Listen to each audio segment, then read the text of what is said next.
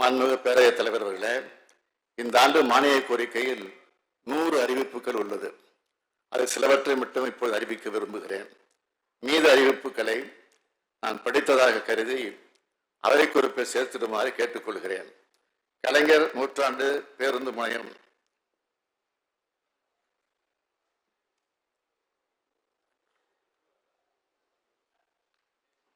கலைஞர் நூற்றாண்டு பேருந்து முனையம் மற்றும் ஏற்காடு ஆகிய இடங்களில் புதிய போக்குவரத்து காவல் நிலையங்கள், கிண்டி கலைஞர் நூற்றாண்டு உயர் சிறப்பு மருத்துவமனை புறக்காவல் நிலையம், படப்பை ஆதமங்கலம் புதூர் திருப்பரங்குன்றம் கோயில் ஆகிய இடங்களில் புதிய காவல் நிலையங்கள். நம்முடைய அவை முன்னவர் அவர்கள் காலையில் வந்தவுடன் ஒரு சீட்டு கொடுத்துருக்காரு. நெடுநாள் கோரிக்கைன்னு சொல்லி கொடுத்துருக்காரு. பேரணாம்பட்டில் இருக்கக்கூடிய காவல் நிலையத்தை வேறு இடத்திற்கு மாற்ற வேண்டும் என்ற கோரிக்கை கொடுத்திருக்கிறார். அதுவும் நிச்சயமாக பரிசீலிக்கப்படும். குளத்தூர், கேளம்பாக்கம், செங்குன்றம் உள்ளிட்ட இடங்களில் புதிய அனைத்து மகளிர் காவல் நிலையங்கள் அமைக்கப்படும். தாம்பரம் காவல் ஆணையத்திற்கு புதிய கட்டடம் கட்டப்படும். கோவை, பொள்ளாச்சி, திருப்பூர், நல்லூர் ஆகிய இடங்களில் 229 காவல் குடியிருப்புகள் கட்டப்படும். தமிழ்நாடு காவல்துறையில் பணியாற்றும் மாலினர்கள் பணியின் போது உயிரிழப்போ, உடலுறுப்பு இழப்போ, காயமோ ஏற்பட்டால் வழங்கப்படும் கருணத்தொகை உயர்த்தப்படும். சிறப்பு இலக்கு படையில் பணியாற்றும் மாநிலங்களுக்கு அத்தொகை உயர்த்தி வழங்கப்படும்.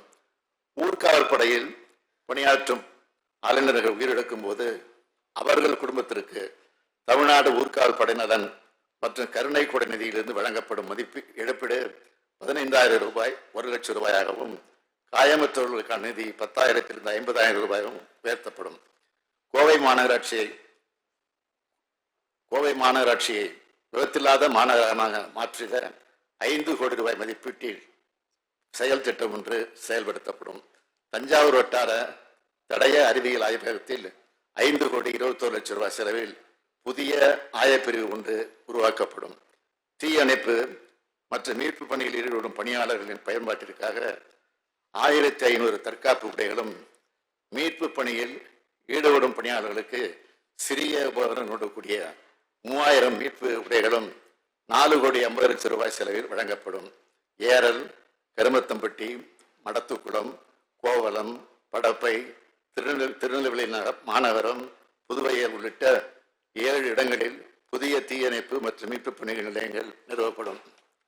சமயபுரம், மேடவாக்கம், பெரம்பலூர், தியாகதுர்கம், நீடாமங்கலம், குளத்தூர் ஆகிய 6 தீயணைப்பு மற்றும் மீட்பு பணி நிலையங்களுக்கு புதிய கட்டடம் கட்டப்படும்.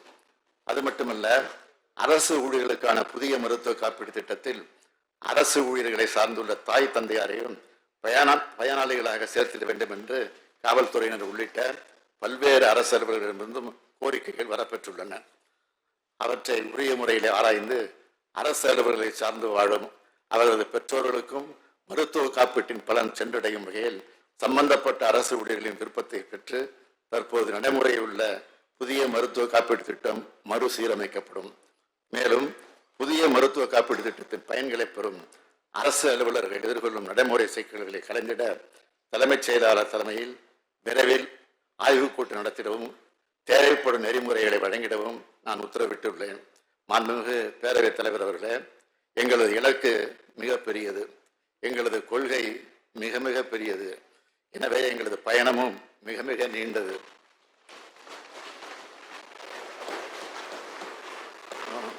நூற்றாண்டு கால திராவிட இயக்கத்தின் கனவுகளை நிறைவேற்ற வேண்டிய கடமையும் பொறுப்பும் எங்களுக்கு உள்ளது.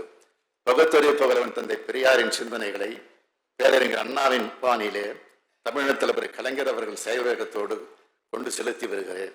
எங்களது இலக்கில் நாங்கள் வெல்வோம், வென்று கொண்டே இருப்போம் என்று கூறி என் உரையை நிறைவு செய்கிறேன்.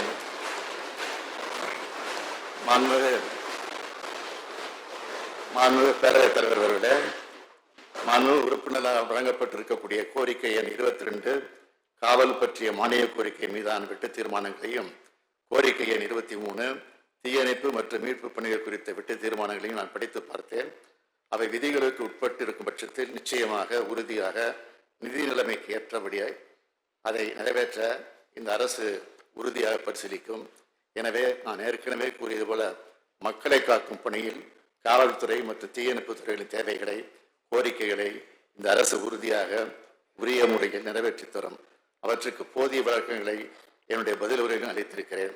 ஆகவே மாண்புமிகு உறுப்பினர் அனைவரும் என்னுடைய இந்த விளக்கத்தை ஏற்று வெட்டு தீர்மானங்களை திரும்ப பெற்று இந்த மானிய கோரிக்கைகளை நிறைவேற்றி தருமாறு கேட்டு அமைகிறேன். நன்றி, வணக்கம்.